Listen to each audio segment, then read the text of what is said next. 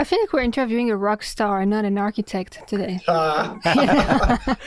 Because of wait, what? I don't know. Like I feel like the dark, moody background, the kind of messy hair, like yeah. it's awesome. Yeah.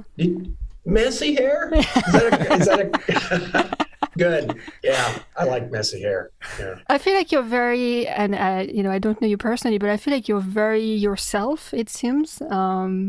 Like you're not dressed up like your typical architect, or you're not trying to be someone. You feel like you're just yourself, and I really appreciate that. Good. Starting off with that is a compliment, Yeah. frankly. And I can even get into that a little bit with some of your questions, especially about my background. Yeah, well, my dad was an architect. Oh, okay, there we go. And so the interesting, my history was growing up around architects, and in particular around artists. I think probably the artists had more influence on my career than the architects. In fact, it was pretty clear early in my childhood I did not want to be an architect, and I actually left for university not wanting to be an architect. That was possibly one of the last things I was interested in pursuing. I was more interested in the hard sciences, whatever that means. And physics in particular was an interest, in geophysics probably was a more focused interest as I left home. But why would have that been the case? There's always the kind of joke that if you have a parent who's an architect, that they're very likely going to try their best to deter you from becoming an architect. I mean, were you pretty aware and understanding of what your dad did, and what kind of architect was he? Well, he was classic architect background. Started with relatively small projects, residential projects, and they grew to civic projects and larger scale projects. Both my parents were from Switzerland, so I'm actually a Swiss citizen, which has some interesting impact on my career. But really, I was born in California. My parents wanted to, in 1952, wanted to try, this is after World War II, of course, and Europe is in this rebuilding mode, and it's a very chaotic time. And everybody was interested, of course, at that time in what was America about. So a lot of Europeans would take some time out of their lives, move to America, and see what they thought. And that's why I was born in California. Oh, I see. And then, again, my dad was an architect here in America, working for firms. And usually in the early 50s, you would get work because of the relatively difficult sort of work moment, especially in the architecture realm. You tended to migrate to places that had large military bases, because during the Cold War, there was a lot of energy that was being put into the military bases. And again, my parents initially moved to Salt Lake City. Then I was born in California near a military base in Merced, California. And then they moved to Spokane, Washington, which is eastern Washington and northern Idaho. And that's really where I would say I grew up. So I was around architects my entire life. We did move back to Switzerland for a bit. I was about 5 years old till about six and a half. And then they missed America and came back to America. So the reason I resisted architecture was, I think, because I was around a lot of artists. And I found the two cultures mutually dependent on each other, but I was really attracted to the character and the culture of the artists more than the character and the culture of the architects. I found architects, frankly, a little bit entitled and not particularly fun to be around. But I found the artists as a kid a lot of fun to be around. And ultimately, one of those artists became a mentor to me. But I was around some really amazing artists: Ed and Nancy Kienholz, Rudy Audio, Pete Volkos, they all sort of congregated around this funny little corner of the United States. And there was just a huge influence. I knew I would never be an artist. I think you learn that early on. And there's a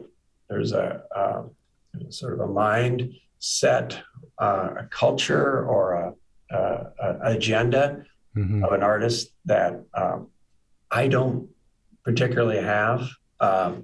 But obviously, architecture is that, and this is a long answer to why I became an architect, is at some point that art spirit, it was really, remains and was really important to me as a kid. But also there was a rational part of my agenda, and architecture is in fact, I'll just quote an old quote, that is the intersection between the rational and the poetic. So I found myself oddly, like a magnet, going back into architecture during my university years, and I couldn't be happier. Interesting. It's funny to hear your description, from when you were a child, of the differences, the perceived differences between artists and architects. And also, during the 1950s, the average architect who went to an office, it was a very different, even aesthetically and fashion. Marina opened up by saying you look like a rock star. A very different scene if you went to an office back then. Oh, yeah. As for my understanding, I wasn't alive at that point, but my understanding is all white shirts, maybe a blue shirt, and all the same color tie. And obviously a lot of men, male dominated, a very, very different kind of vibe.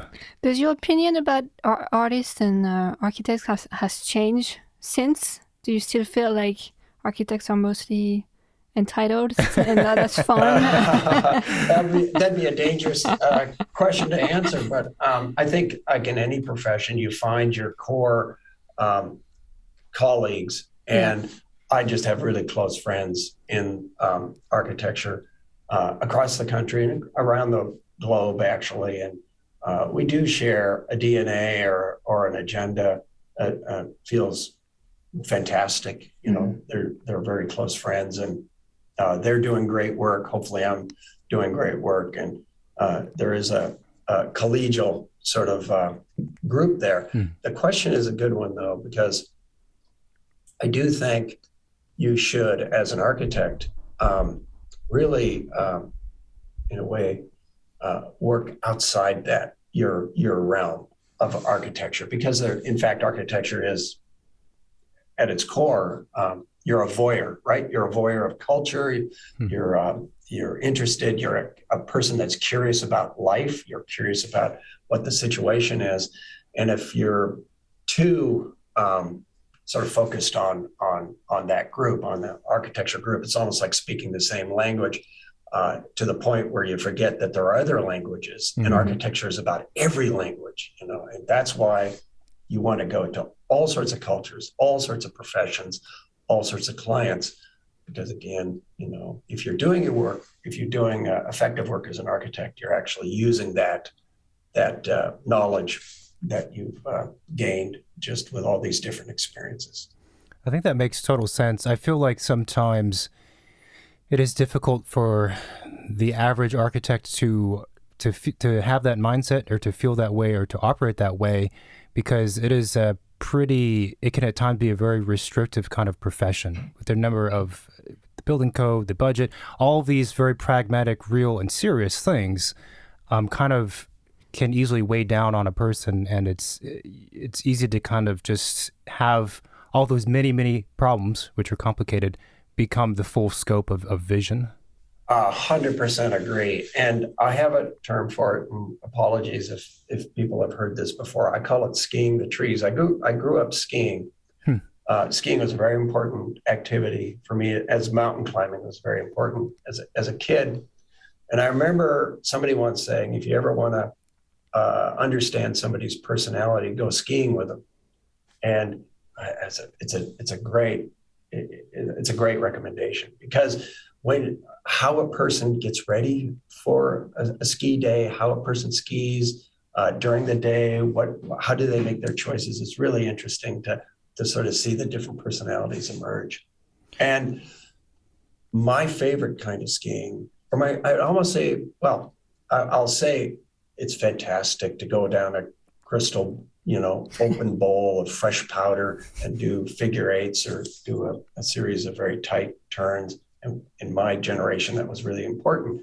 But honestly, my favorite type of skiing was to ski the trees or ski the gullies, where it was more like jazz in a sense, if this makes sense. Mm-hmm. You are trying to ski between the trees, and you don't know when these trees are coming up. It's like you're dealing with a conversation with the forest in a sense, and that's an overstatement, but you're really trying to figure out, you don't have a set path. You're trying to figure out, how you can get through. And I think that's actually a beautiful journey, is to not see these obstacles as problems, and they're difficult. A tree is an obstacle, but the way you get around those obstacles, right, that's when the innovation happens, and that's when the aha moments, I think, happen in a career. And certainly in my career, what were seemingly obstacles become all of a sudden opportunities that were hugely impactful to my career. And I think we definitely want to hear about some of those obstacles. I'm sure we're going to cover them. Sticking with the skiing kind of analogy, so you were talking about reading personalities when you ski with somebody. I am just curious. So, like, what would be some things you would recognize from somebody when they, like, what does it mean if you fall over? Well, it's. I mean, we'll talk the extremes. Sure. There's the person that everything is neat and tidy and perfectly choreographed and perfectly sort of set up, and that's one extreme. Perfect. Wiggle form, and everything is precise. And then there's the other personality, which I probably tend more to, is I almost get bored immediately doing that kind of repetitive, precise pattern. And I'll want to work my way over to a situation where I'm actually trying to dig into my whatever talent there might be, or whatever a skill there might be, to sort of solve the ski problem in front of me. If there was a bush, a tree, a gully, a little cliff or something like that, and navigate that. That's when my sort of energy level and my sort of focus is immediately focused is into solving that problem. Does that make sense? It does. It makes a lot of sense. I'm also thinking, in terms of the work that a lot of architects do. Not the practice, which is kind of maybe what I've described a bit more with the budgets and this and that, but the work itself. I sometimes feel like architects tend to be more like the first person you described. Everything must be perfectly aligned and be exact, which precision is important. But at the same time, I kind of wish that, and maybe I'm criticizing myself, I were more free, like an artist, to just think totally weirdly outside the box and not think, okay, this must align because that's there and this is there, and think of everything like a perfect puzzle that has to be perfectly resolved. Yeah, that's exactly right. It's not about being sloppy, Right. It's about actually still being precise, but it's about letting yourself go, in a sense, like the inner game of tennis or something like that, where you're thinking sort of outside yourself in a way, and you're so skilled at what you do that you can, and if you sort of release the tightness of those ropes, you will discover things and be able to find ways that will be hugely important to the project. That's one reason I frankly like working with all sorts of different clients and all sorts of different projects, all sorts of different climates, cultures, is because each one of them provides like a set of idiosyncratic circumstances. And to your point, David, that's context to me. And when we talk about context in architecture, that's what it is, that particular solution, that particular building, that particular moment can only happen at that moment, in that place, during those during those conversations with that client. That's one reason I try to, in my career, have as many small projects as large projects, and let the small projects inform the large projects and vice versa. So it's not chaos. Again, it's almost like when you mountain climb, you have a rack of hardware, and all of it is designed in a way that it can become a tool. And so after years of doing architecture, you have basically a rack of tools that solve a problem. You don't really know on the outset. Well, you know you want to get to the top of a route or a mountain or whatever, but you don't know really how you're going to get to. You don't know what the context of the climate is going to be, the context of the climbing partner, possibly the rock, the ice, or the snow conditions. But you have these tools, these experience tools, and you can use those tools to solve the problem safely. Does that make sense? I think that's what architecture is all about. Yeah, it's a beautiful description. And I want to kind of stick with the narrative. However, with what you just said, one of the questions that we're always pondering about is, well, first, I agree with everything you just said, but how do you convey that to a client who a lot of times wants some measure of assurance at the beginning, which makes total sense, right? And a lot of times clients want even more assurance than the architect can provide, because the process is at times more like jazz or going through trees or using what tool? Right. I don't know what tool I'm going to have to use, We'll have to start and see. Have to make the tools. So yeah, exactly. Exactly right. So how do you convey some of that to a person who doesn't get it and, again, wants assurances?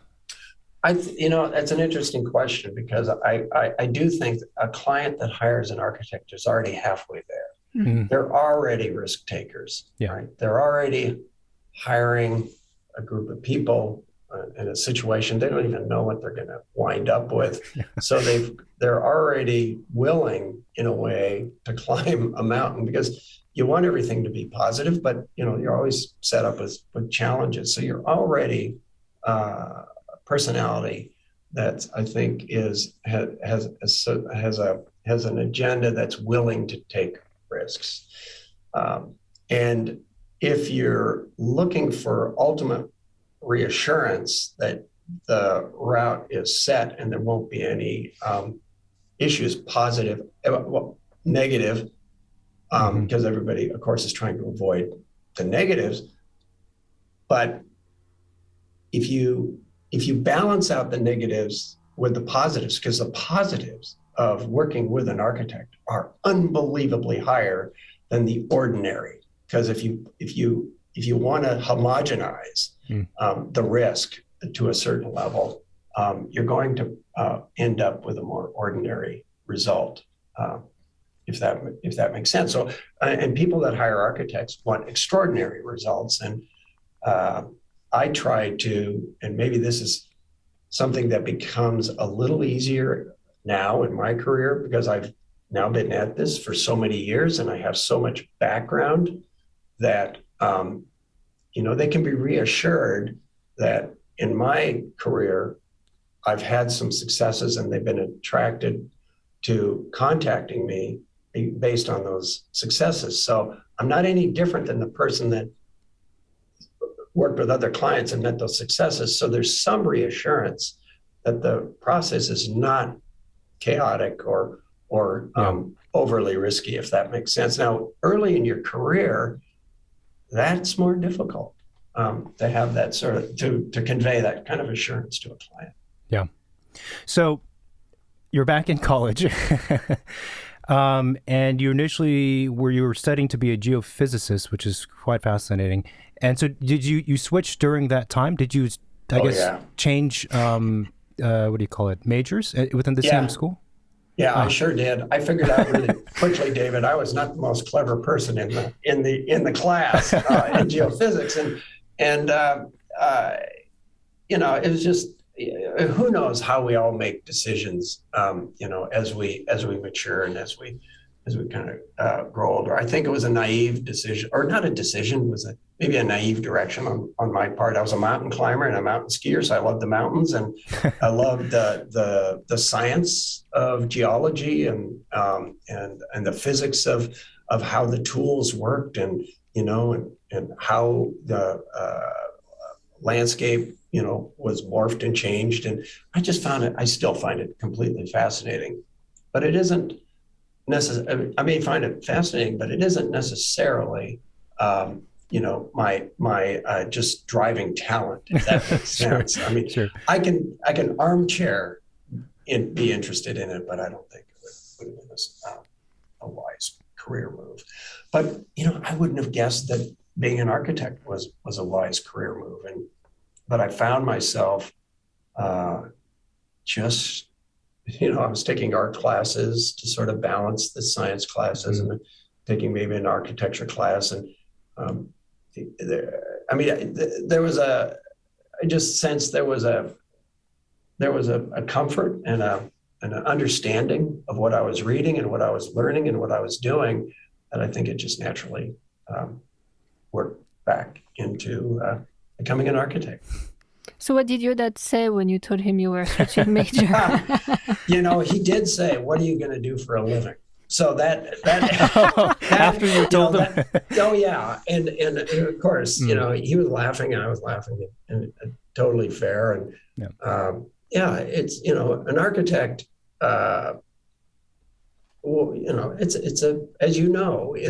It's a tough commitment. And if kids ask me, I want to be just like you and whatever, I go, oh, wow. For whatever reason, I've been lucky. I've worked really hard. And here's all I can recommend is, yes, do make a choice to become an architect.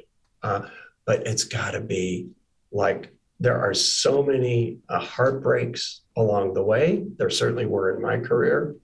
There is so much commitment and time commitment, physical, emotional. It's like being an actor or an athlete. You have to just throw yourself into it completely. Otherwise, I think you'll be frustrated by it. If you approach it that way, and you come with your own DNA and your own passion, it's an amazing profession. I mean, you think about it, you get to work with these unbelievable clients with these unbelievable agendas in these unbelievable places. Is there a better profession to just experience life out there? I don't know if there is. Maybe not in the, yeah, I mean, you described it so well, not to the degree of all the things you described, the emotional, the personal connection, the understanding of culture, a place as personally, especially if you're committed to your work. Yeah. Yep. Yeah. And you get to meet these clients with these, if you're a person, and again, I think this is so important if you're an architect, you have to be curious about life. You have to be interested in what's happening out there.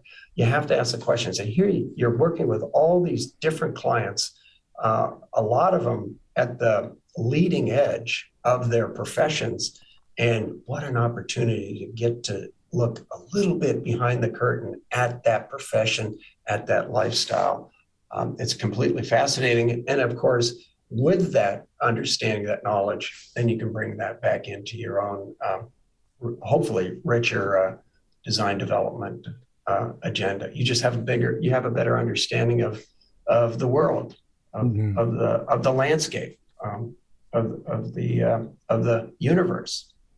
As you're talking, I'm trying to think from the listener's perspective or their potential perspective, and I'm kind of wondering if some folks are thinking that all sounds amazing and they agree with it, and I do as well, and that's why we're all doing this.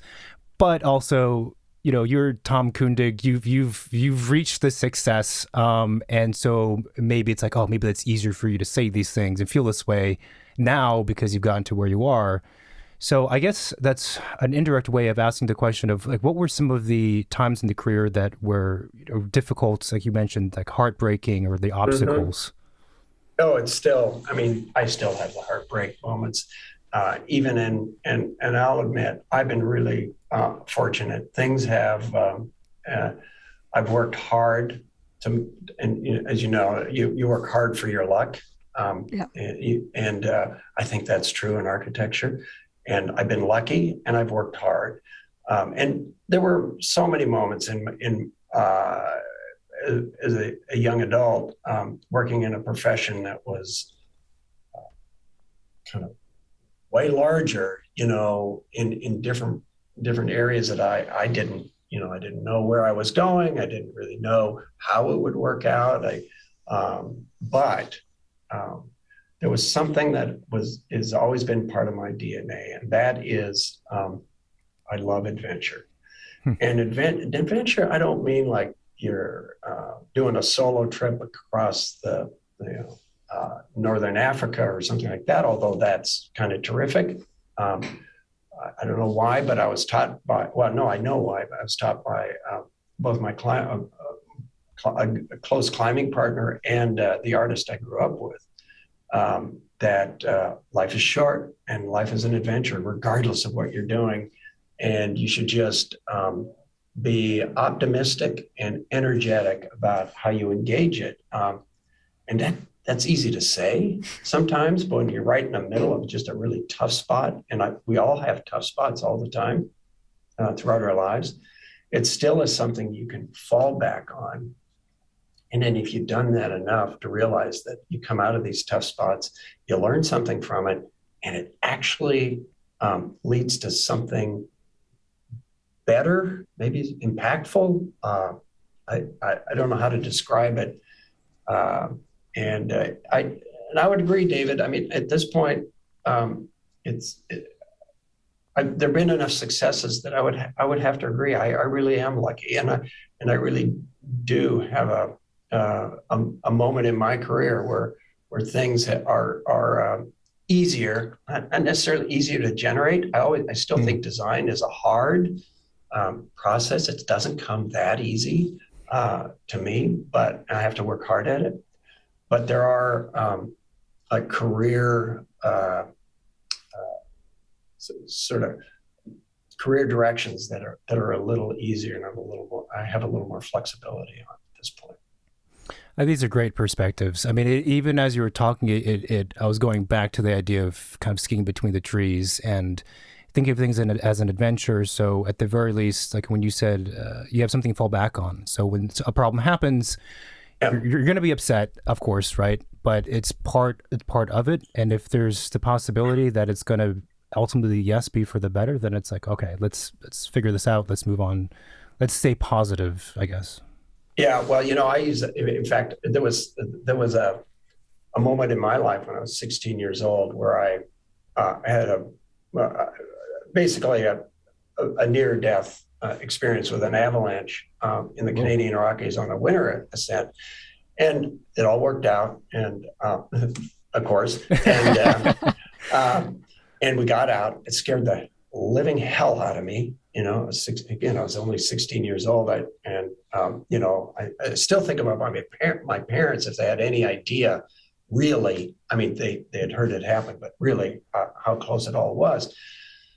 Well, that was a moment where I just knew terror at its just most core level. And I would sometimes think, well, things are bad, but things were really bad, back then. So it just puts things in perspective, if that makes sense. And sometimes I'll think of, because of the geophysics background or physics background, I'll think of, when I get sort of all wound up with local politics or, personal politics or whatever, I'll think, oh, wait a minute. Think about the cosmos. Think about our moment, just put it in perspective. Right. And I think that's really important to hold on to, because it is a short life. You don't have that much time. You just grab a hold of it and have a good run at it. And boy, what a privilege to be alive. It's so simple. It almost sounds trite to say that, but just imagine the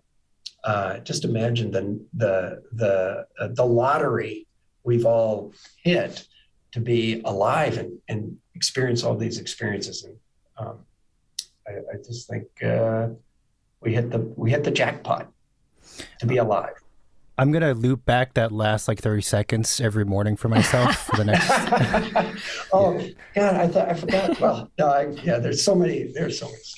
The avalanche, can you tell us a bit more about that? Because that's not a common thing to have that. I mean, so an avalanche occurred. Well, yeah, with Swiss parents, of course, the mountains are really important in our lives, family lives. And as a young 12-year-old, we took a family trip up to the Canadian Rockies. And I just remember seeing some climbers just leaving the parking lot to go climb north face of Edith Cavell. And I didn't know it was Edith Cavell. I mean, I knew it was Edith Cavell, but I didn't know the importance of the climb. But I was just fascinated with it. I mean, so that's, some kids are fascinated with music, and some kids are fascinated with, other things, other agendas. I was just fascinated with that because the mountains were already important with skiing. And here was a moment where I saw somebody actually in the mountains during the summer seasons, fall seasons. So I just became enamored with that idea of climbing. So I was lucky to grow up in a community that had a couple of the best mountain climbers in the world. I was, I would watch their careers, their climbing careers, professional careers, stuff they would do. I found it beautiful. I found it fascinating. And so we, with a couple of those climbers, we went to do, I think it was the first winter ascent of Mount Athabasca in central British Columbia. And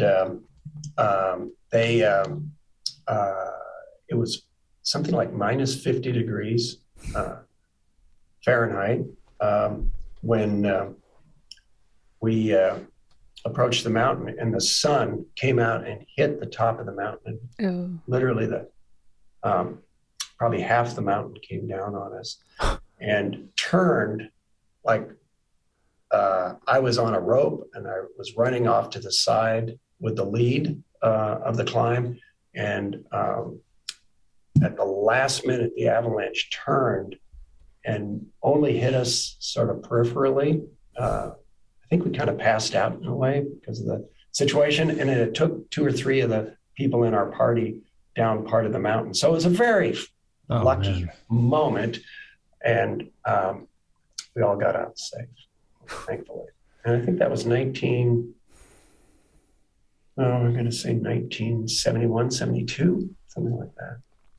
Have you been climbing since, or? Oh yeah. Yeah. After that, I climbed until my probably mid 30s and skied until my probably late 40s. Wow. But I'm just too busy now working and traveling. So I miss the mountains. I work in the mountains, so it's good to be in the mountains, but I'm missing actually being on the mountains. So the artist that you had mentioned a couple of times, if I'm not mistaken, is Harold Blaze. Blaze. Okay. And according to our quick research, right, you had worked with him, and he's a sculptor, and he works in metal. And that was actually prior to joining up with Jim Olson. Oh, yeah. No, I grew up with Harold's family, probably from about the age of 5 till now. And Harold, I would be out at their compound, and I would see not only his metal sculptures, his concrete sculptures, his wood sculptures, all his inventions. He was kind of a wild man, and he was always innovative and audaciously innovative, frankly, and the way he made things and what he did. And I could tell he was a creative force that was special, and it was just hilarious and wonderful to be around all the time. He was a force of nature.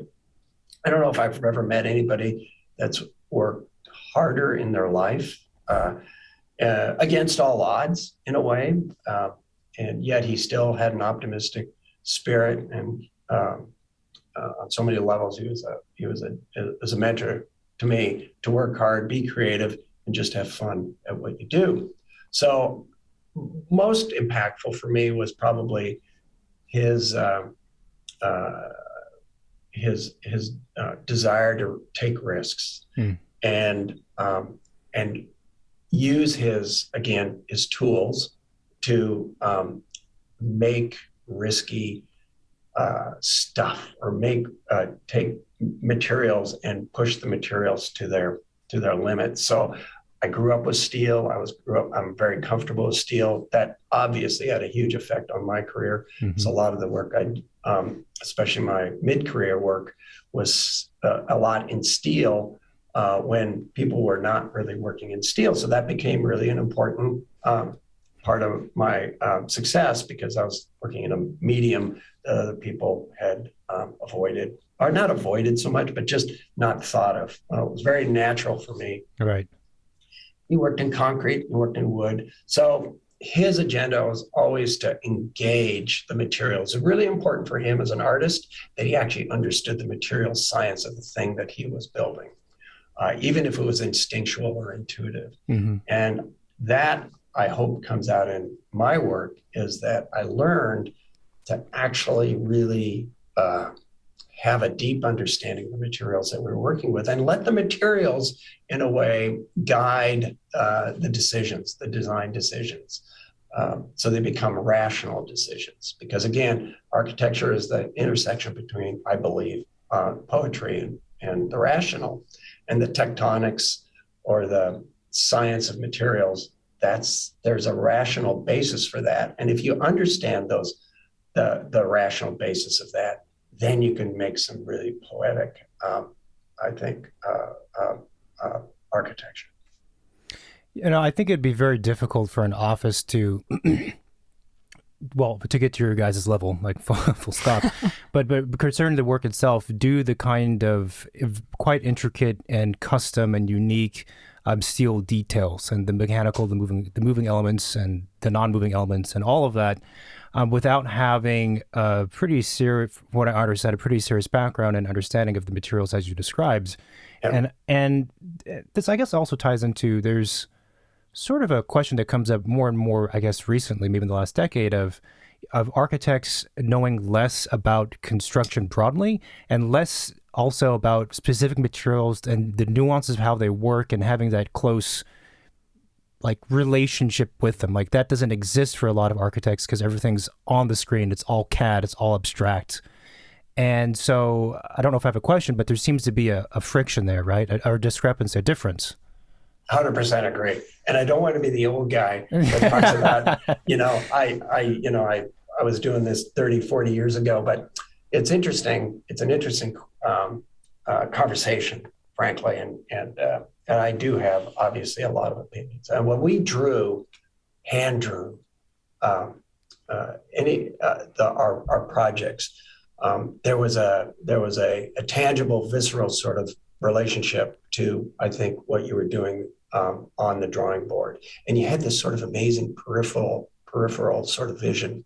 And the problem with the screens is that you're basically focused on this part, and you're forgetting about, the site and it's interesting. And as an observer, I'll see what happens here in the office, and the ability to really have meaningful floor plans, as an example, is a bit of a lost art, to tell you the truth.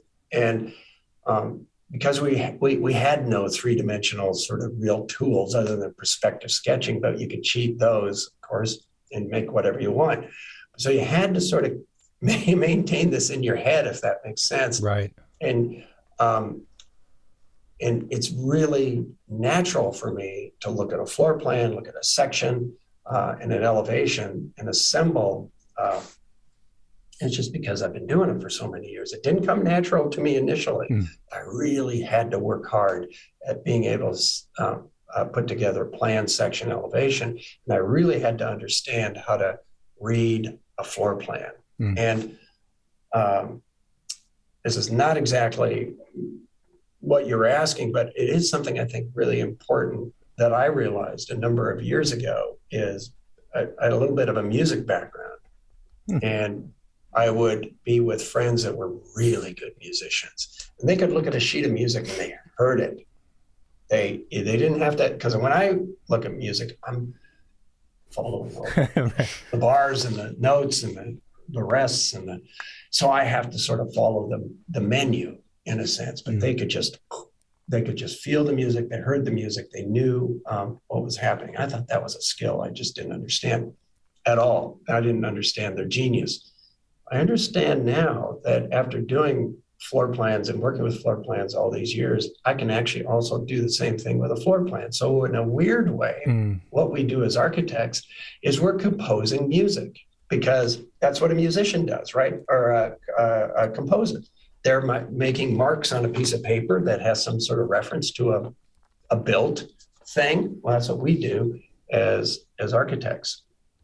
So if we're really doing our job, you can actually kind of hear the music of your drawings. And it's an interesting moment when, for me personally, that if it's a large building or a small building, I can look at the floor plan and it's like listening to music. It's not like you're hearing a melody, but it's like listening. It's emotional, and you can listen and you can hear the building in a weird way. Again, this may sound a bit stretchy, but it's really true. And what I've been noticing is it's harder and harder for us to find that sort of architectural moment that you can just feel it. If you go into a Kahn building or a Corbu or Marquette, Zumthor or whatever, you just feel it when you're in the architecture.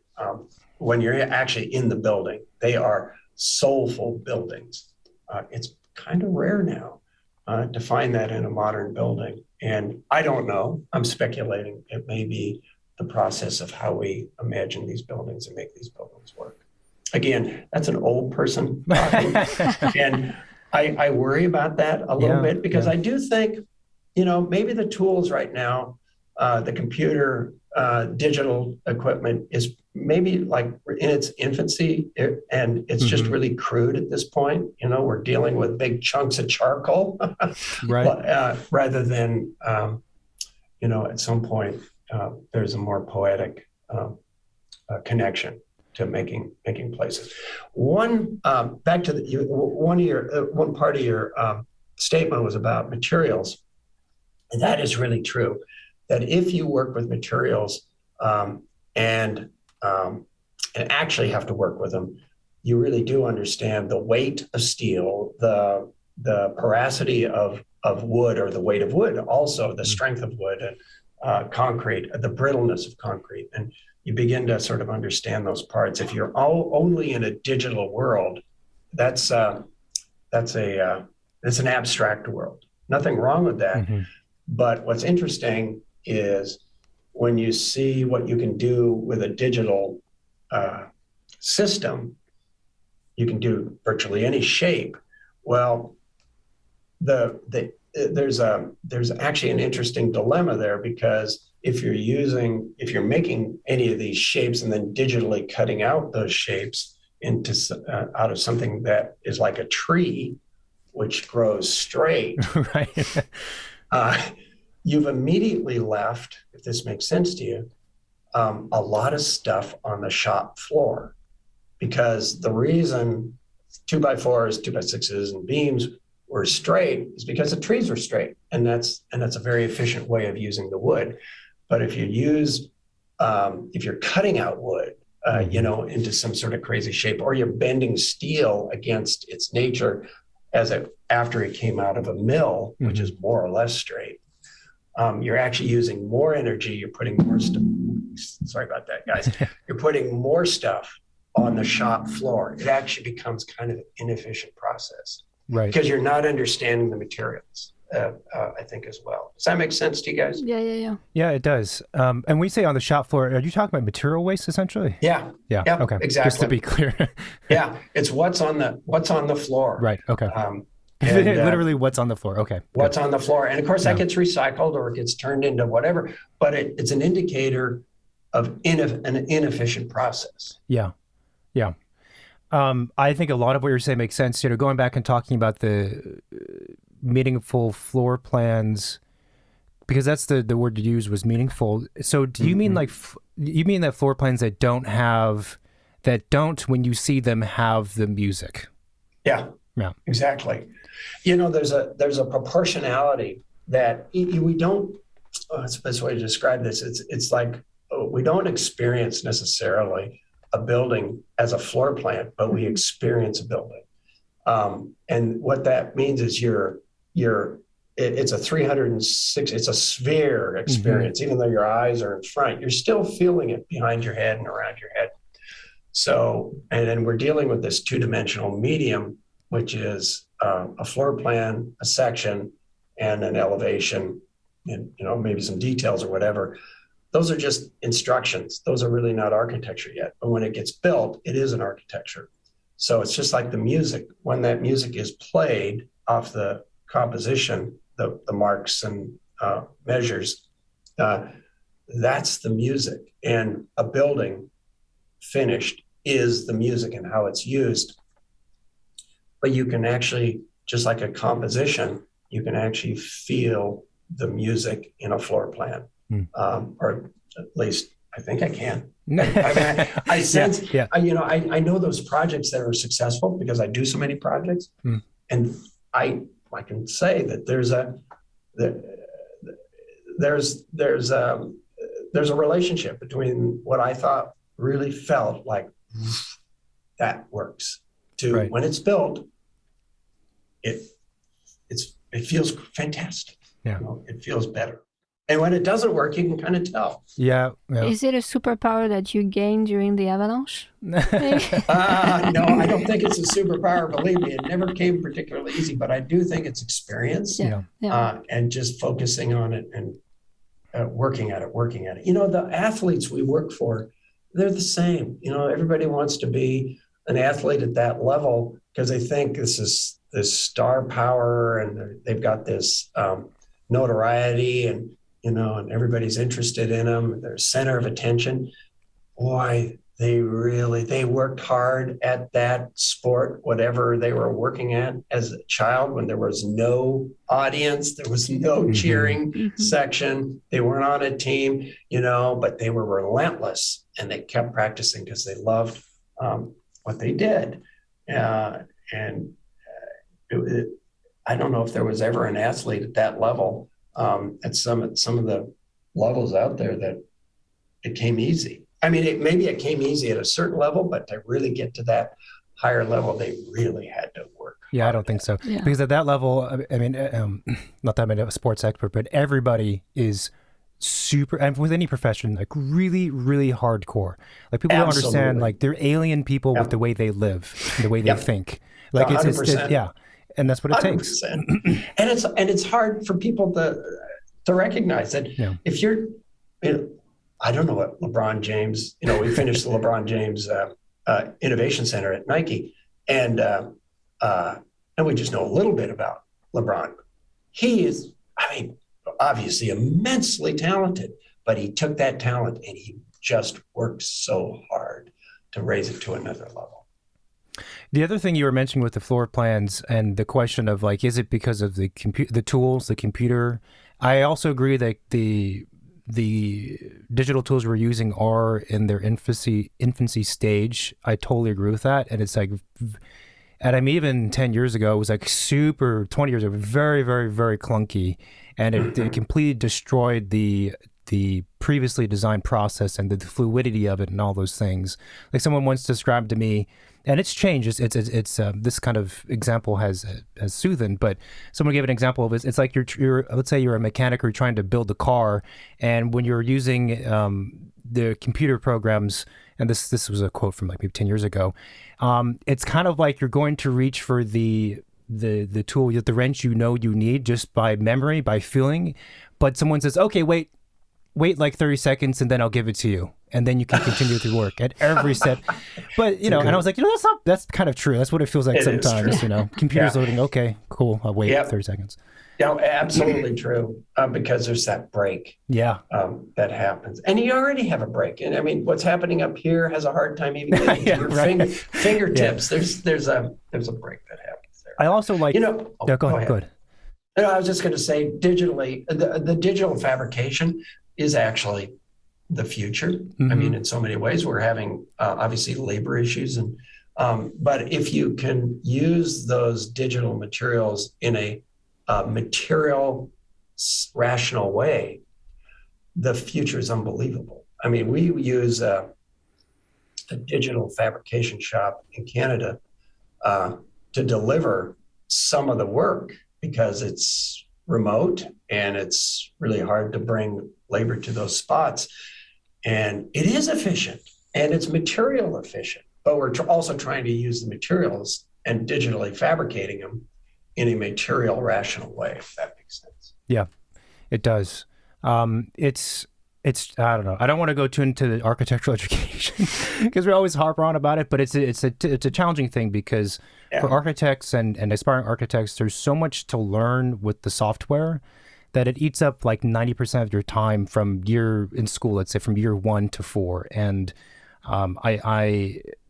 so as critical as I am sometimes in sort of the way you're describing, I'm very sympathetic because it's just a lot. It's a lot. And agreed. You know, what you were saying about a floor plan, looking at a floor plan and understanding the larger image of art and the experience of architecture, seeing it in 3D, even if it's a plan, I think is also an interesting skill set that is definitely 100% going away. I mean, even for myself, when I finished school and I was doing a lot of 3D computer work, obviously, and the first office I worked at did very nice residential projects, single family, and they worked a lot in plan, as one would expect.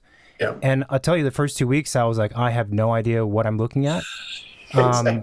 You know, I'm not being critical of all education. There's a divide between education and practice, and some of that's inherent. But I was like, I don't know. I got used to having the crutch of always having a 3D window open. I call it a crutch. Well, I couldn't agree more. But I think I mean, we'll work our way out of this. We're not going back to pencil and paper, but there will be something. I'm just optimistic. There's going to be a tool. There's going to be a system. There's going to be a way of generating. I mean, we still generate meaningful work. And frankly, with paper and pencil, there was a lot of bad work done also. Sure. That was not necessarily a guarantee of terrific work. Yeah. So you had linked up with Jim Olson, and I guess you joined his office, right, in the 80s. Is that right? Correct, 86. Came down from Alaska, lived a couple of years up in Alaska, had my own firm with a good friend. And it was, of course, that was a dream for me. I was up skiing and mountain climbing and doing architecture. So I was pretty much in a dreamland during a very interesting time in Alaska's cultural history.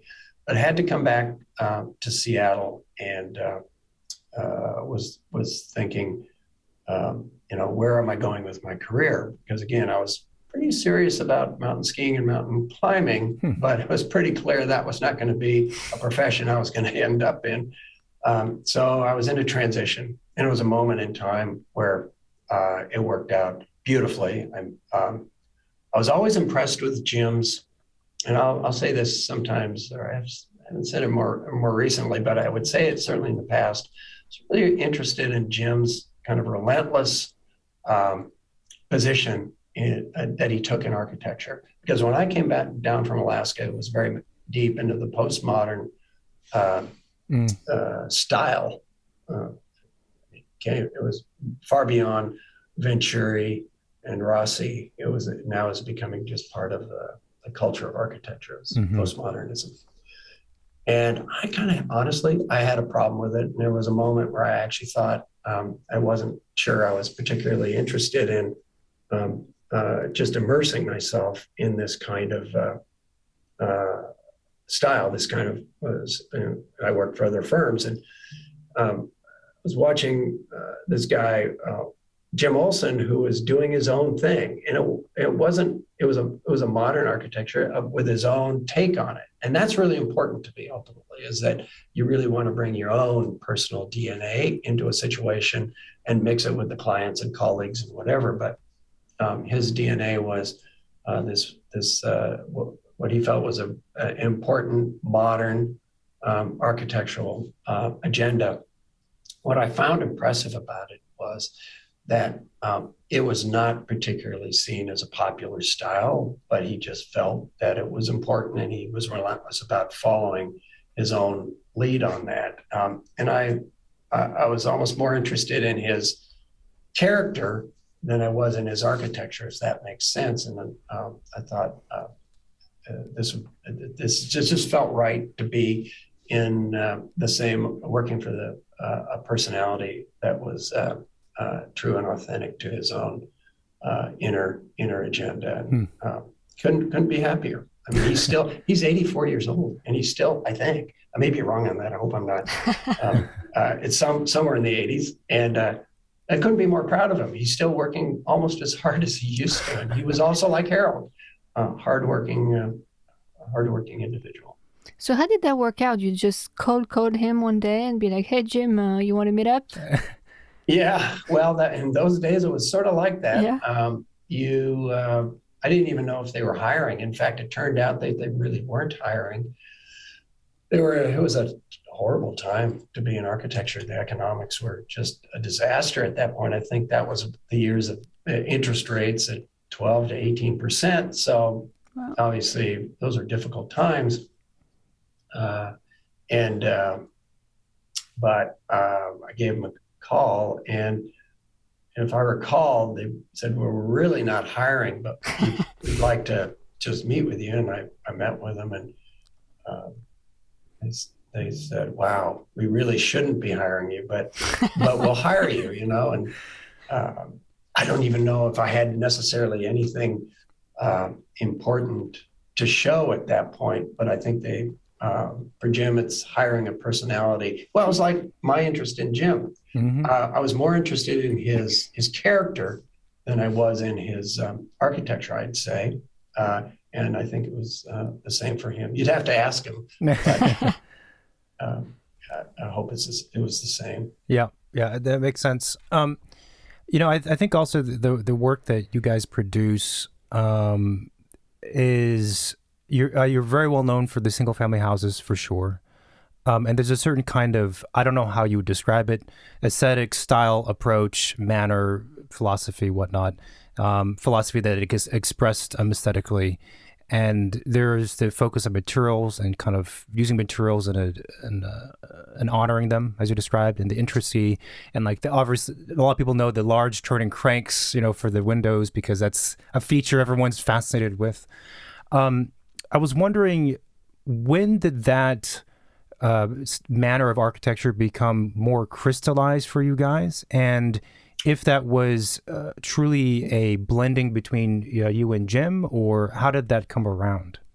Oh, the mechanical stuff and the steel stuff actually came from more my agenda. I think Jim has a different take and a different interest level in that sort of device or that sort of materiality, or maybe aesthetic agenda. But he appreciated it. And that's a colleague, right? That's somebody that is happy for your success. Like I've always been proud and happy for Jim's success. And in our office, we have Alan Maskin, super happy with his success. He just finished the Bob Dylan Center in Tulsa, Oklahoma. Fantastic. And Kirsten Murray, she's been an owner and a partner here for, I've been working with her for 33, 35 years. And, wow. We're just so collectively lucky to be working with these colleagues that have different agendas, mm-hmm. frankly, different aesthetic agendas. Kevin Kudo King, a more recent partner we brought in, super supporter and developing his own DNA and his own design aesthetic. And I think ultimately, that's the magic you're looking for, is in a group of mutually supportive partners that really celebrate each other's successes. Not sure. I think I drifted from your question a little bit when I get. Could you just remind me what you're looking for? What was my question? Oh, I was just asking, like how the kind of style of architecture was developed, or when did it become kind of crystallized for you personally, let's say? That's actually really, and for me, that's a really interesting question, because I really, and this may be unfair to people that are just immensely talented right out of the starting blocks when they're 24 years old and they become an architect. I became a licensed architect when I was 24 years old. I had done all whatever. And I did say to my dad, I'm licensed, but honestly, I don't quite feel like I'm an architect. And he laughed and he agreed, because being licensed doesn't mean you're, really an architect. You're just, I guess you're legal to practice architecture, but right. Everybody has their own moment in their career when they know they've become an architect. And that for me was probably about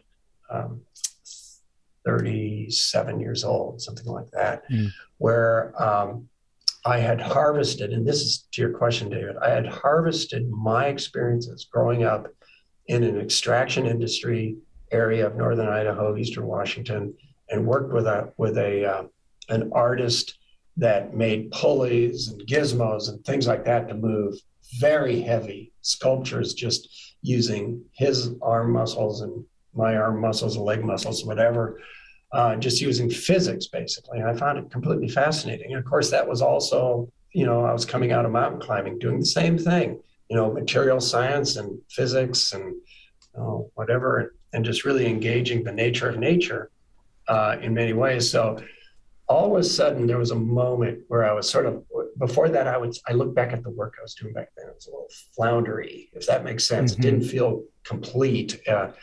We had a flashpoint or so, but it was a studio house where I walked in and I went,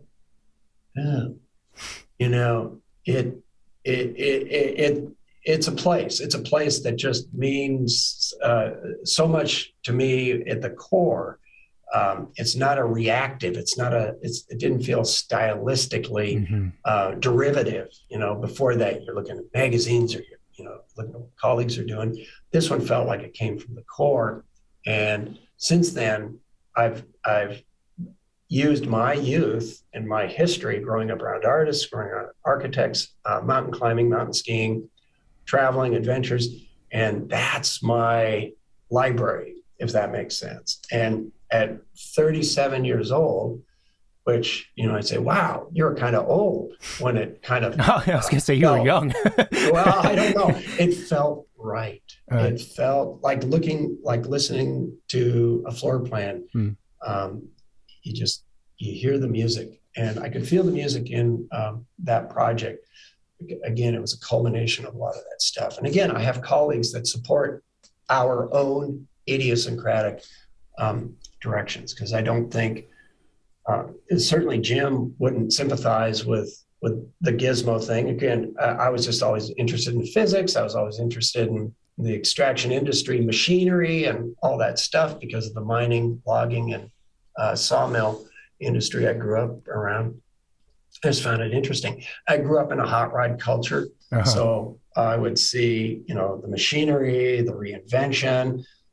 Who knew that was going to be important to my career? So if I'm kind of in a place that's feeling stuck or whatever, I just think back, what would a hot rodder do with this commodity? What would you do to make this a special moment? And again, it's just, I was lucky to have grown up around it. It doesn't mean you have to have the same background, but everybody has a background that can be meaningful to their work. And it's soulful, frankly, because it really is part of your history. It was what only you experienced it. And you can just bring that out and make it important to the architecture you're working on. And that's when I thought I became an architect, is when that moment became authentic, became real to my core. That's a fantastic story. Those are great descriptions. I think like soulful, authentic, that's something that would distinguish, and I think architects can see it, and I think also the general public can see it too if they care enough. That you can tell the difference between, let's say, building A and B when one is soulful and authentic. I think that's a fantastic word. It's just in it. Yeah. Well, it's like music. I'll use the example, and again, this is an old person's example. I'll say, well, first time I heard Miles Davis or Jimi Hendrix, it was like I didn't understand it. But the more you listen to Miles Davis or Jimi Hendrix, or the more I listen to either one of them, they're totally different, but they're both soulful. They're coming from places that are deeply meaningful to them, and they were geniuses. You all of a sudden realize, oh my God, there's an authenticity and a soulfulness to that music, as opposed to pop music at any decade, any spot has a catchy tune, whatever, and maybe it's like a 5 minute. It has a 5 minute lifespan, and it just goes away. I was going to say Kenny G. I got to be careful. No, I'm joking. I think with all of that, though, having the awareness, the skill set, the intent is kind of one thing, but being able to express it is a different thing. And I think for an architect, it's both the design skills, but also execution in terms of construction. And, as practicing architects, there's a lot of thoughts that I have when I see your guys' work. And one of them is like, they've got to be collaborating with some really, really, really good fabricators and contractors and these kinds of people. Like, where do you get your wood from? Dumb architect questions, because that's kind of the other half of course, creating a big half of creating a building is all that stuff. So I was wondering if you could talk about that a little bit, and also whether or not you would ever put any of those crafts and the fabrications in-house. Both good questions. I kind of grew up on a construction site, working on a construction site. I was actually a laborer, so I was kind of affected by how difficult it is to actually build these things. I was not in any lead position to understand how to make it. I just was labor, but it had an impact on me, and I understood that these people that I was working around were really working hard, and they were deeply indebted in a way to the result. So to this day, I love talking to subcontractors, people that are actually fabricating, and I'm interested in what they're doing and how they're doing it. There's no way I would have the skill to be able to do it. I'm just not naturally skilled at that kind of fabrication talent, and they are.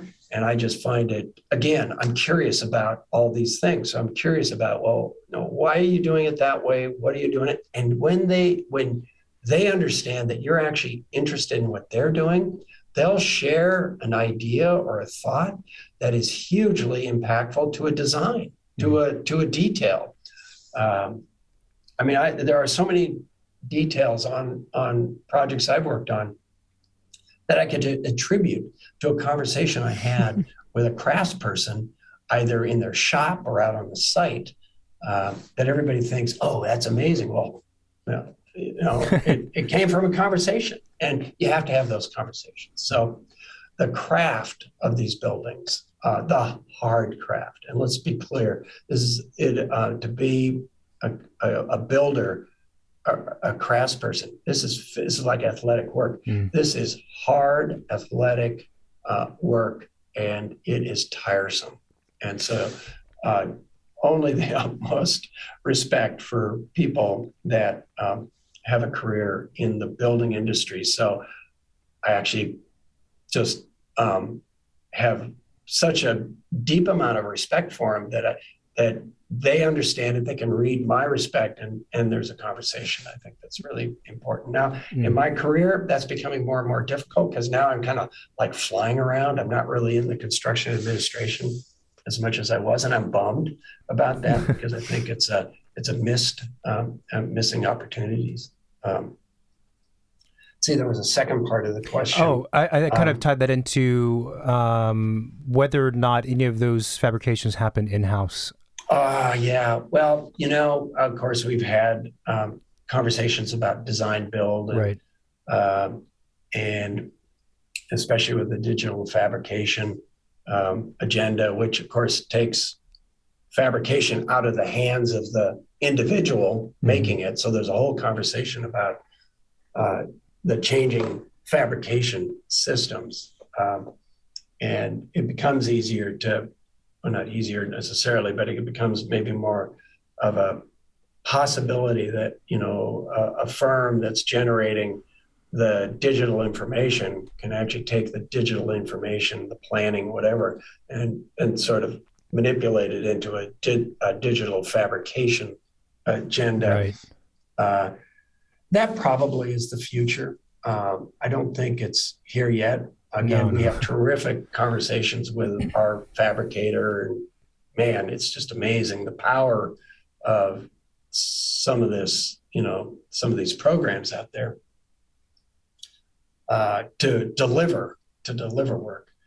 And there's a liability issue with fabricating. At one point we thought, well, maybe the gizmo thing is actually Phil Turner, the genius that I get to work with on these gizmos, because I was starting to, bring up these ideas of big moving window walls or whatever. Well, I wouldn't know how to deliver that. And I think it was Alan Maskin that introduced me to Phil Turner, who was an exhibit designer and a fabricator, he's a genius. And he knows he's like Harold, right? He would just like Harold Blaze. He would just like know how to assemble something, how to make something and fabricate it using just ingenuity and innovation. And so if I came up with a harebrained idea and I knew enough about physics or enough about systems that I could say, well, it was a rational idea. Well, actually, it could actually be delivered by Phil.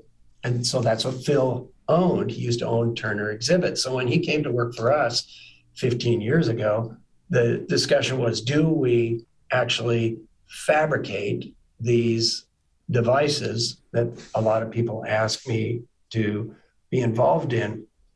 And we decided no, because it was like another, our lives are already kind of complicated, and it would be another complication. And then we would be fabricators or design fabricators rather than designers working on stuff around the world, and more like a lot of our emotional kind of time energy would be focused on fabrication. So we work with terrific fabricators out there to deliver the stuff.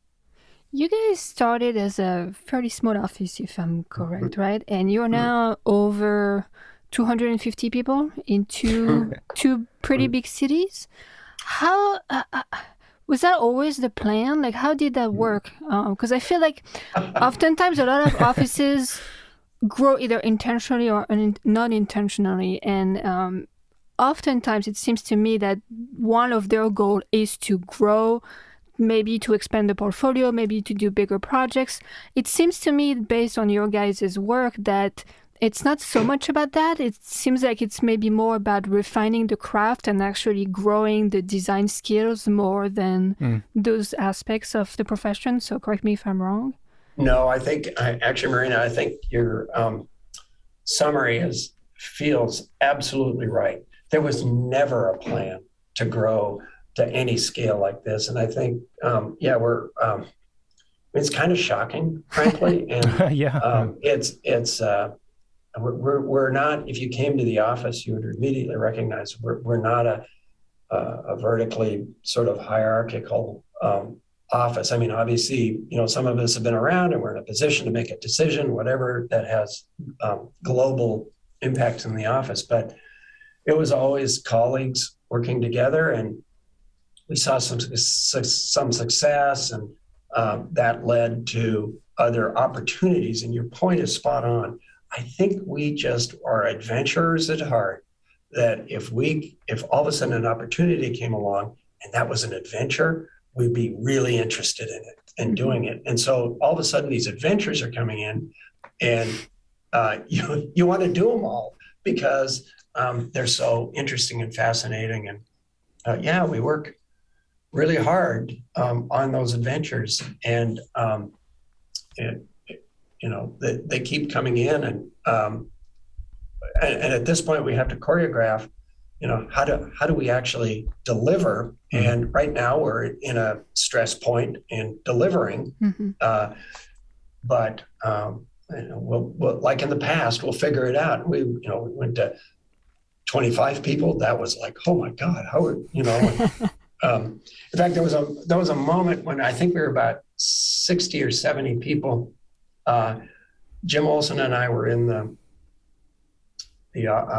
our conference room, and we were looking out at I think it was a party. And so if we were 60 people, maybe there was 100 people at the party or something like that. It was all staff and family and kids, and especially the kids. You look out there, and Jim and I were saying to each other, do those people out there have any idea we don't know what we're doing?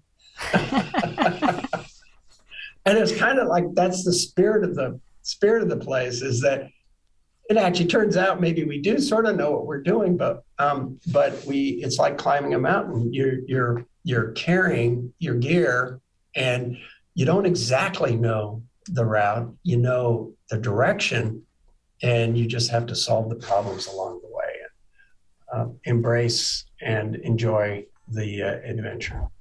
That's fantastic. It sounds easy when you describe it like this. Yeah, it's not. I can't imagine. That's why I like describing climbing a mountain, because anybody that's climbing a mountain knows it is hard work, and it is scary. Yeah. And in that case, it's life, potentially life and death. I mean, architecture is not life and death, but man, it is hard work, and it's scary. But I think also fear and scary things sometimes are a good driver to just kind of like push you a little bit further every single time. Well, in fact, to that point, Marina, I think you're right. Unless you're kind of scared or kind of nervous, I don't know if you're really pushing, progressing. Yeah. Just for some kind of background information and stats. So how many people do you have at the Seattle office and the New York office? Well, that's actually a really good question. We always felt we would never do branch offices. My dad's firm had branch offices, and they came to me and said, do not do a branch office, because you do a branch office, that all of a sudden your branch office is in competition with the main office. Right. It becomes very complicated, and the cultures clash. And so we, and I heard it from other architects that gave me advice. So we avoided. We really avoided branching out. And again, we're doing work around the world, and even New Zealand, Australia, Asia, Europe, East Coast, South America, and all over North America, of course.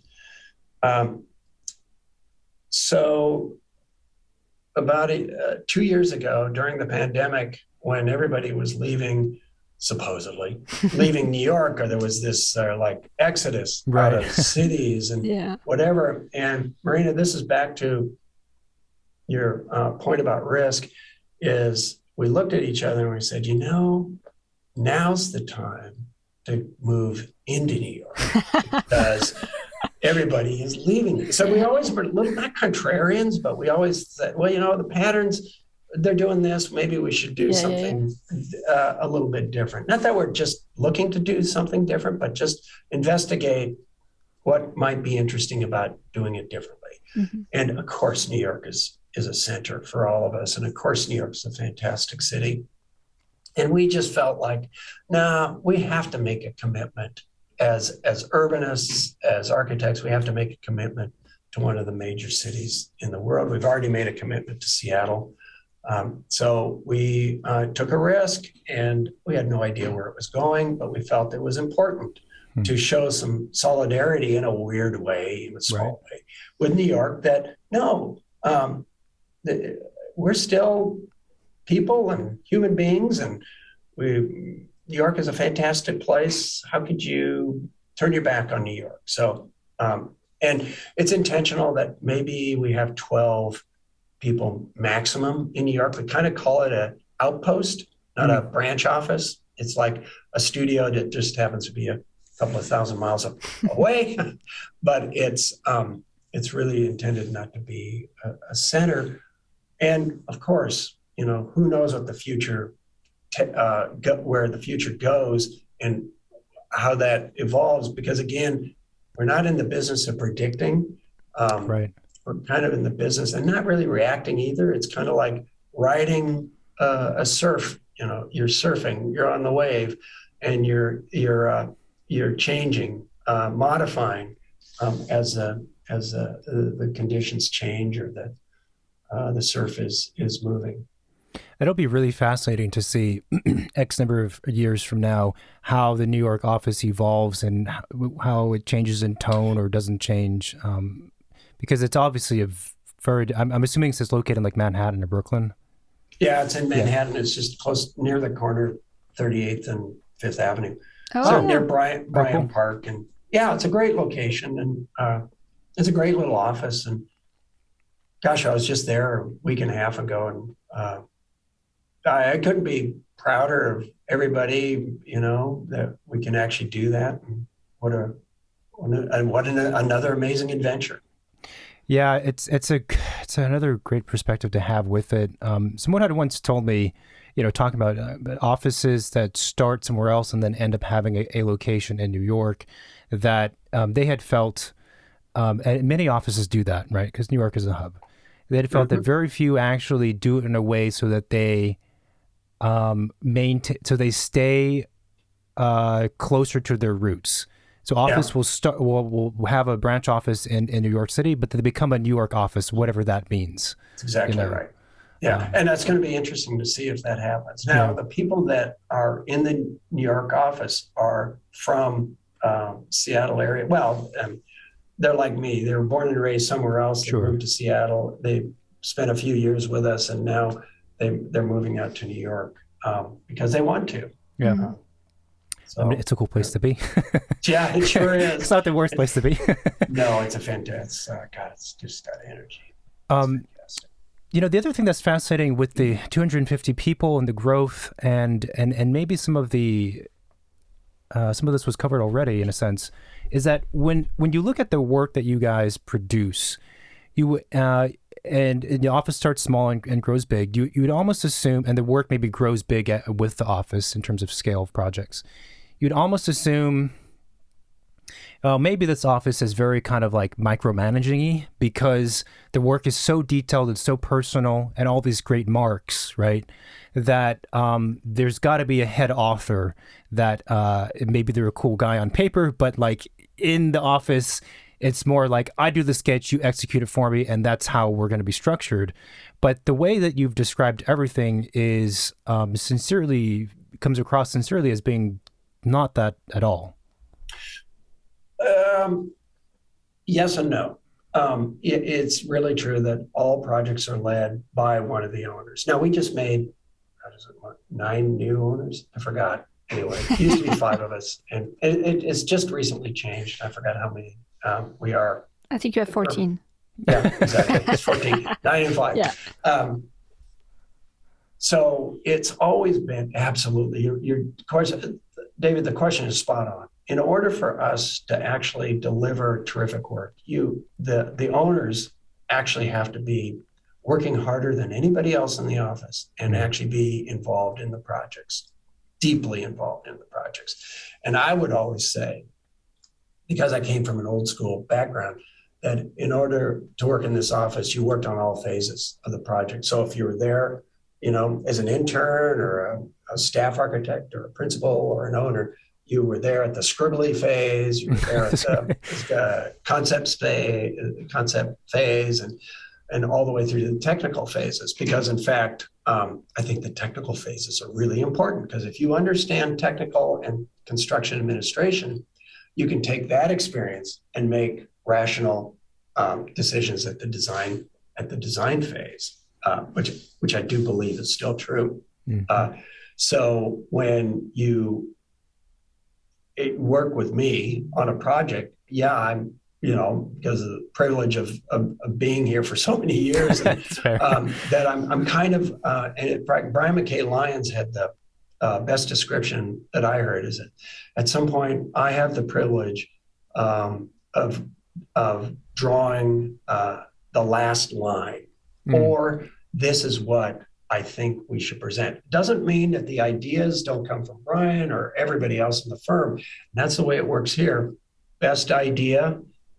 I mean, maybe I'm in the editing position of deciding what the best idea is, which is kind of lucky. Ultimately, the client is the final of course. editor, but this is what we're going to present, and I'll sometimes say, no, let's show them all the schemes. And we'll say, even during the process of doing the work, there's Tom's idea, there's your idea, and then there's a client idea. And then we work them all to see which one begins to emerge. Because, man, sometimes there's a breakthrough aha moment that comes out of left field and you would never have expected it. And so that's what you're trying to do as a design collaborative, and you gotta hope that the head, Tom, Kirsten, Alan, whoever, or Jim, are open and smart enough to recognize, what's the best agenda here, what's the best direction. So you really do expect, historically, we really expected everybody on the team, and that's why we had relatively small teams on relatively small projects, is that everybody could kind of understand the project. Is that where I was just going to say, where it gets kind of complicated is when you become a bigger firm and you have a lot of work, and some of the work is big, and it's to kind of have your head into the small work and the big work, kind of a complete thought level, which I think is ultimately important, becomes really difficult. Oh, that ties into another question I had, but with what you said previously about an architect staying on from the very beginning to the very end, if I'm kind of interpreting the nuances of what you said correctly, is that up for debate now as being not the best way to do things? Yeah. It's a really interesting conversation we're having right now. And, we're being asked, as an example, I was totally resistant to the idea of being the design architect. Right. And then working with an architect of record. We've been the architect of record in the past. I was kind of the main point of contact with Stephen Hall and Tim Bade for St. Ignatius Chapel on Seattle University campus, when we were at least we were the locals on that one. So we did the CDs and the construction administration and all of that. Sorry about that again. We did the CDs and all of that kind of stuff. And God, it was an honor. It was an honor to work with Steve. Steve was my professor at the University of Washington for a quarter. And I was lucky and got to know him. And of course, the project's fantastic. But I always thought you needed to do the scribbles and do the CA. And that's being challenged now, I think, with, and I'm a little, just to be perfectly transparent, I'm a little unclear, I think, on how I feel about that at this point. Now, we do work in Europe and Asia where we can't be the architect of record. Language barriers and governmental regulations are all, we're almost we're forced into an AOR design architect role. But so the answer is muddy, David, and because that's where I am personally. And I think the future is that we might be more design architects working with an architect of record on some of these bigger projects. Right. We were the 100% architect a design architect and architect of record, as an example, on the LeBron James Nike building. Mm-hmm. So we did everything on that building. And that was, I thought, really important to do. Yeah. But that may be one of the last ones. Is it easier to have these two roles split into two different offices when it's not somebody's home? When maybe it's like institutional project or commercial work, right? Where maybe the level of detail and execution and preciseness doesn't have to be so high level? Yeah, I think that's a fair comment. I just think, and maybe I'm being naive and overly romantic, I just wish these bigger buildings had the same sort of soulfulness that you can generate in those small packages, because even if it's residential or if it's commercial but small, everybody puts their head into it and their spirit into it. On these larger projects, the teams are largish, and it becomes more of a, not chaotic, but you just are remote from some of the decisions. And then when you go through those buildings, our buildings, you go, ooh, well, and that would have been nice. It would have been nice to catch that one. Yeah. So you just have to be, you always have to be self-critical, frankly. And you learn from all these projects, just like we learn from the residential arena. That's a really important point to make. One reason we stay in the residential arena is because they are small projects and they are really highly detailed and idiosyncratic. And those are in a weird way, those are our research and development moments. Mm-hmm. And because then we can really take risks. And if those risks work with the client and they work ultimately, then we can almost take some of those agendas into the larger commercial work with some successes, if that makes sense. Yeah, it makes a lot of sense. We have seen probably for quite some time now that the trend toward the architect being less involved at the end for CDs and especially CA is kind of is increasing at all scales of projects. It's more common to have an AOR for large buildings, yes, but I kind of get what you're saying. Like in principle, there's something that doesn't feel right about it. It's sort of like, if you believe in what you said earlier about an architect having understanding even of materials and plans and the end and the beginning, if you believe that, then if you chop everything up and you excise portions, in theory, that's got to have an impact on the architect, their skill set, the building itself, right? 100%. Yeah. I mean, it's like musicians, like Miles Davis and Jimi Hendrix. They didn't have the wrecking crew do the music for them. They didn't have studio musicians do the music. And I think the fact that they knew their instruments and their music so well is the reason their music is so ultimately impactful. I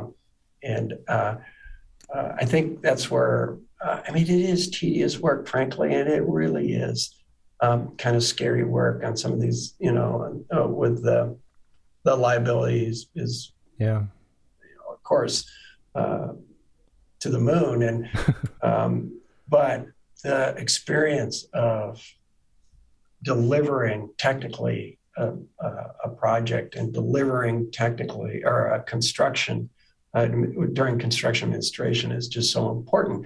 But again, that's one reason people always ask us, why do you work on small projects all the time? And, well, so everybody has an experience of working at all levels, because that doesn't always happen in the large projects. And they also take forever sometimes. I'm sure the homes you do take a long time, but large projects is like 8 years. Well, the Burke Natural History Museum, I think that took 12 years. Oh my gosh. 12 years. And there was fundraising, stop and start and all that kind of stuff. And I will say that sometimes to young architects, you want to work on small things so you really understand the cycle of architecture and materiality. And then because if you just work on one project, you're coming out of school and you just sort of incrementally working your way through a large project. You'll be 38. Exactly. For your second project. Yeah. But it's I just think, I think in some ways the small projects are at least as important as the large projects. Is there a specific type of project or location that you haven't gone to work on yet that is kind of, on your wish list, maybe?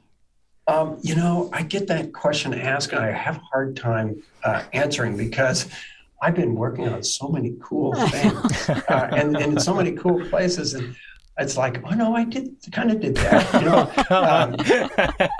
I would always say, it was super important for me to work on a sacred space, and I was lucky to work with Stephen and Tim on St. Ignatius Chapel, and I wasn't the lead design on that project by any means, but to be involved in something that was so spiritually important to the community. And I'm not Catholic, and Stephen's not Catholic. I don't think Tim is either. But you knew you were working on something that was spiritually important to the community. And we're just now finishing a project for Unity, and it's a sacred space. And we did a project in St. Mark's Episcopal Cathedral here in Seattle, and it's a sacred space. And so you think, well, I actually did meet that. All architects always talk about, and I do a lot of Zen places. I'm starting on a project in Japan, and there's going to be some very, very impactful meditative Zen moments, however you want to describe it, in that, and that's really important. And I think the only continent I personally haven't worked on, I've certainly traveled in it, is Africa. And of course, I'd love to work in Africa, but we've done projects in every other continent. So it's kind of a boring answer because I don't know if there is one. The moon is next. I was going to say the moon. Yeah. I love working in South America. God, I just find that North Americans forget there's a whole continent down there, and it's like fascinating. And there's a lot of really good architecture happening down there. Oh my goodness. My goodness. And materials. The richness. Yep. Yeah, it's terrific stuff.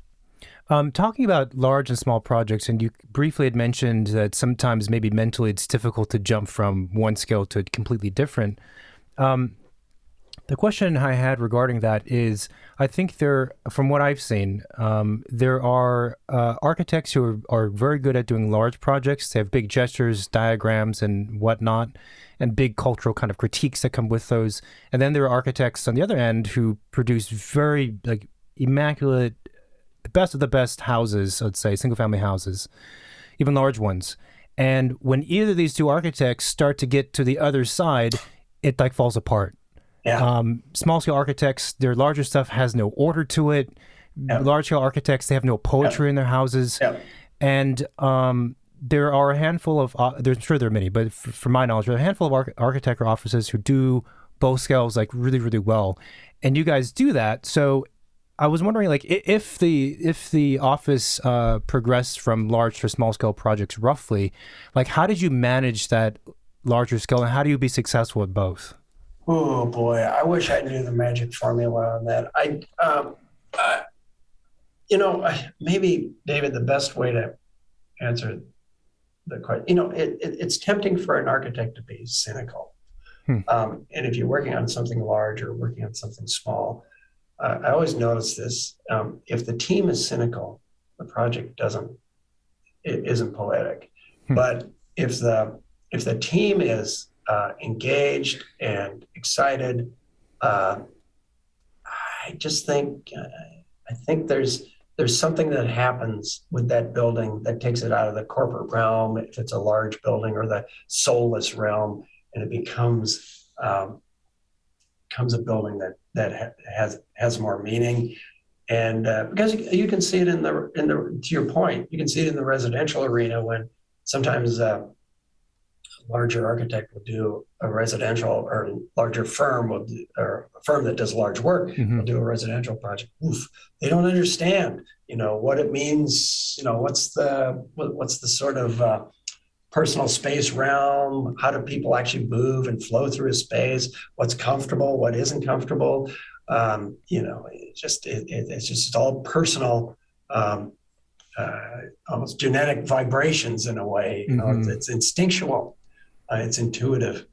And to your point, some architects that work at very large scale they can come up with a very important diagram or idea that is so seductive as a drawing or as a competition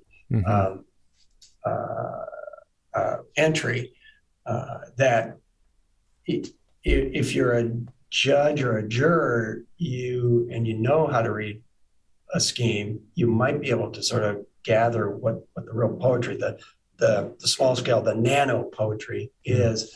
But if you're not, you're going to it's that one hit that's a pop song, right? Right. It's like Miles Davis, all the undertones, the overtones, all the little, that's happening in the foreground and the background. That's the architecture that really works. And I think there are some big works out there where the firm has that kind of optimistic sort of, you're working on something important, you're working on something that is all about optimism and culturally important, and you're excited about it. And so you're just, the force of your focus and the force of the team just imbues the architecture with that spirit. I think on large projects, it's really hard to carry on that kind of spirit because you're working on it for 2 or 3 or 4 years, and it's exhausting. Yeah, it's like running a marathon. Yeah. Yeah. And I think on a smaller project, you can be more sprint-like. Right. Be more of a sprinter. Sprint-like if you're an experienced runner, though. For most folks, still a marathon. I want to be clear about that. Exactly. Yeah, exactly. You can really hurt yourself if you're sprinting and you're not ready for it. And that is actually true that, people say, well, okay, studio house, how did that happen? I said, well, you know what? It happened at the right time in my career. And everybody has a softball, or that wasn't really a softball, but has a moment where they can actually change their career. And that moment comes sometimes too early to an architect. And they're working with a client, they're working with a situation, and they don't quite have the tools together. And I was lucky because I was kind of at the right point in my career where I had a moment where I was, there was a project, and that project was important to a turning point in my career. And I didn't screw it up for me personally.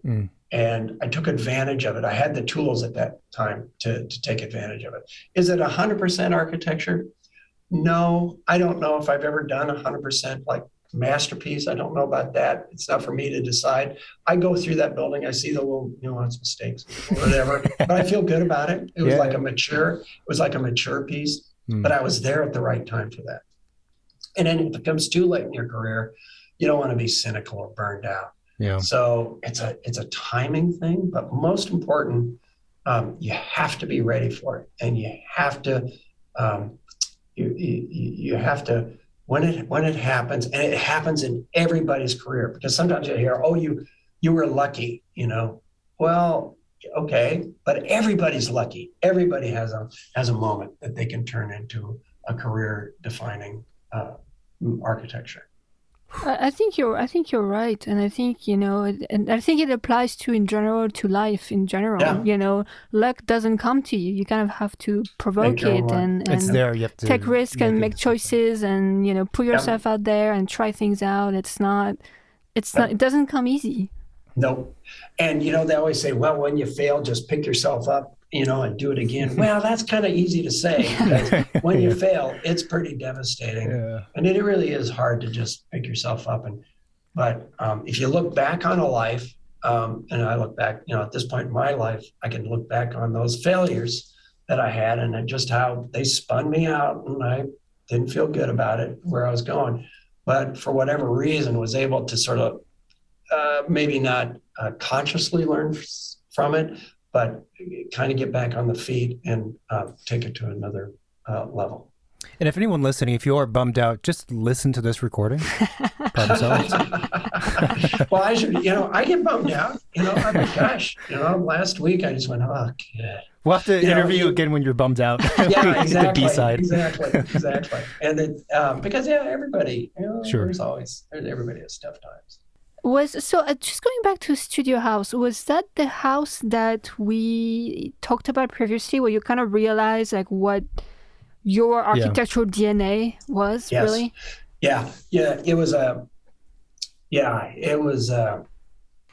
what's the best way to describe it?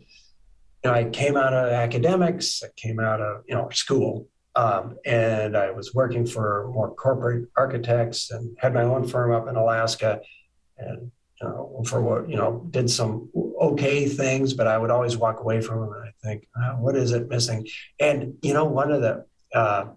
there was a moment where all of a sudden, back in school, actually, when I was working in Switzerland, at that point, believe it or not, Carlos Scarpa wasn't that well known. He had sort of disappeared a little bit from the map, and even Maison de Verre wasn't even that well known. And I had a mentor, Asta Zarina, who is a mentor to a lot of us, Stephen Hall and Alan Maskin, and she's frankly just a genius, complicated personality, but she told me, I don't know, she said, Kundig, you should look at this Scarpa. And there wasn't that much published he's long gone, of course, but it wasn't that much published out there. But I remember looking at it and thinking, oh my God, something spoke to me. And then more or less at the same moment, Maison de Verre it was emerging. And again, this may come as a surprise to both of you that at some point, they weren't really part of the conversation. It was almost like you dug them up in a way. I don't know if that's an exaggeration, but it certainly was for me. All of a sudden I was aware of them and it impacted me. So if you look at Studio House, you can see, and the stuff before Studio House, you can see all of a sudden, and this is the important point I'm trying to make, those two architects, their work gave me permission to do what I felt was right. It wasn't like I wanted to stylistically copy them or be derivative, but it was like the thing that kept me from really engaging what was important to me internally there was a barrier there for some reason. And their work, in a way, gave me the permission. And the Studio House came along at the right time. I was working with a craftsperson that was kind of in the same spirit. And God, it was just a moment. It was just a fantastic moment. That's very, very, very interesting. We're at the very end. Final quick last question. What is your favorite building? Oh, it's such a terrible question. Ouch. Yeah. How am I supposed to answer that? I don't think You can name a few. That's permissible. Well, here's something that I will admit is that a lot of architecture impacts me at some level. I walk in, and if I'm in Chartres or St. Peter's or whatever, and I just woof. It's impactful. And modern architecture also. There are projects out there that you just know this is a masterpiece. But there are I'd say 2 pieces of architecture three, where it brought tears to my eyes, which is not an emotion I normally get in architecture. First one was, and I didn't think I was going to like it, was Rangchamp. Oh, yeah. I back in the 70s, I was with friends in a car going through, the French hillside outside of Switzerland, and it was foggy and foggy and foggy. And then all of a sudden we came out of the fog and ding, because we were wondering, where is this place? Right. There it was. And it just stunned me silent. So that was really one of the first moments. And then The second one was right after Zumthor's Vols was built. Somebody said, you got to go see Vols. And it was just barely done. So because I'm Swiss, I went to Chur and went up to Vols, and I went into the spa, and we were there alone. And it stunned me. I just felt like, oh, I'm not worthy. This is unbelievable. Right. And a third one just happened recently. Maybe 5 years ago. We were in Mexico with some friends, and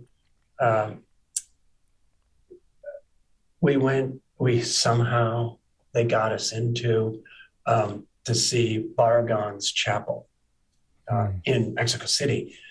And I just sat there in that, because no one was there except for a couple of nuns and the four of us. And I sat in a pew, and all of a sudden I realized there was something moving off to the left. And because in a Catholic, there's only one corpus, one cross, right? All of a sudden I felt like something was moving, but I really wasn't aware of it. All of a sudden I realized Barragan had set up the shadow of a cross coming across the pulpit. And I just literally tears were just streaming down my eyes. And I'm not Catholic. It was just pure a architecture. Yeah, I'm an architect, for God's sakes. It was just really a very special moment. So those three, I mean, God, there's so many of them. Yeah, that's amazing. Those though. damn architects make people cry doing amazing buildings. They keep putting out good stuff. No, it was, I'd say Ronchamp. If really wanted to bracket it, I'd say Ronchamp and Barragan's chapel. Well, this was a phenomenal interview. Thank you so much for taking the time to be on here. This was so much fun, and I think people are really going to like it. Well, I couldn't be more honored to be invited, you guys, and just love talking about this stuff. Thank you, everybody, for watching this video on YouTube. If you like what we're doing, then please support us by hitting that subscribe button to not miss an interview or a fellow designer episode. And, of course, you can like, comment, share, and whatnot, and find us everywhere else as a podcast. See you next week.